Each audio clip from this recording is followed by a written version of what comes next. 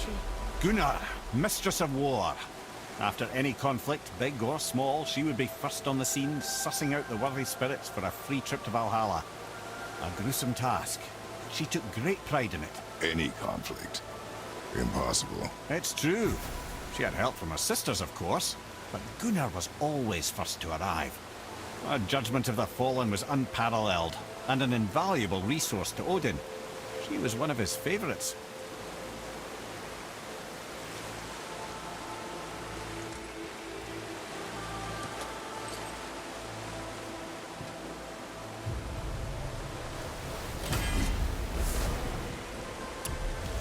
Ah, Gondul. Beautiful Gondul. And? Huh? That's it? Beautiful Gondul? No story or anything? Oh, sorry, lad. The sight of Gondul always took my breath away. Gondul had a silver tongue, a sharp wit, and struck a figure so stunning it literally drove men insane. Odin forbid her from setting foot in Midgard after a time, as insanity is not a welcome trait in Valhalla.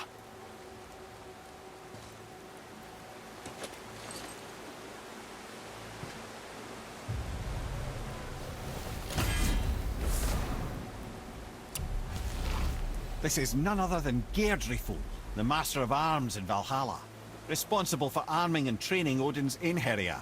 His what? His army come Ragnarok. The entire reason Valhalla exists, you see. The Einherjar wait in the Great Hall endlessly, feasting, drinking, and fornicating themselves silly.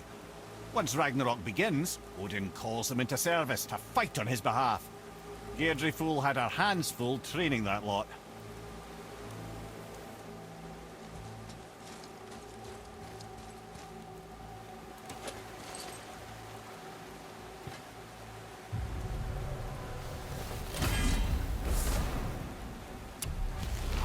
This, my friends, is Kara. Now, Valkyries are volatile by nature, but Kara, the lass is wild storm personified. A wild storm. Aye, calm and collected.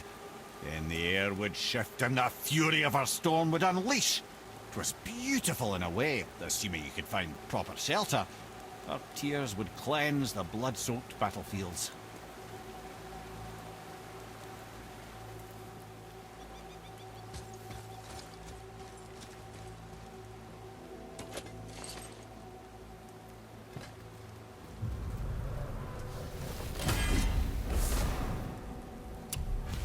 This is Rota, a chooser of the slain. I thought all the Valkyrie did that. Not exactly, lad. Although that is what they're most famous for, and by far their greatest responsibility. You've seen what happens to the dead without the judgment of the Valkyries. Hellwalkers. That's right. Rota, Gunnar, Skuld. Without them to clean up the aftermath of battle, hell overflows with souls meant for Valhalla. A sorry state of affairs. Rota must be beside herself.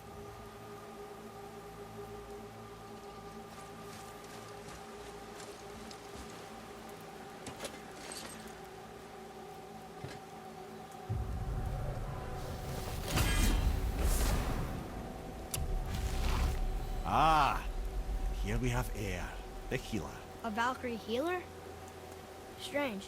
Eir was strange, as a matter of fact. Very quiet, very calm.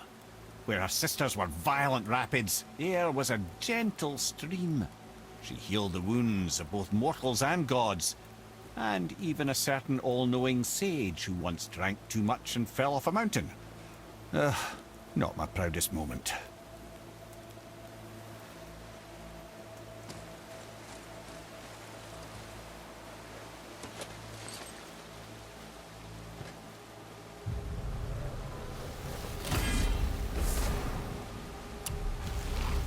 Well, well, Hildr, Mistress of Battle.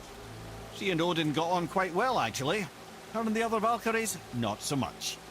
She would spend most of her time here in Midgard observing discord between the living, and sewing some up herself from time to time. She lived for conflict. Some say she was conflict personified. I wonder what will become of her now that she's free.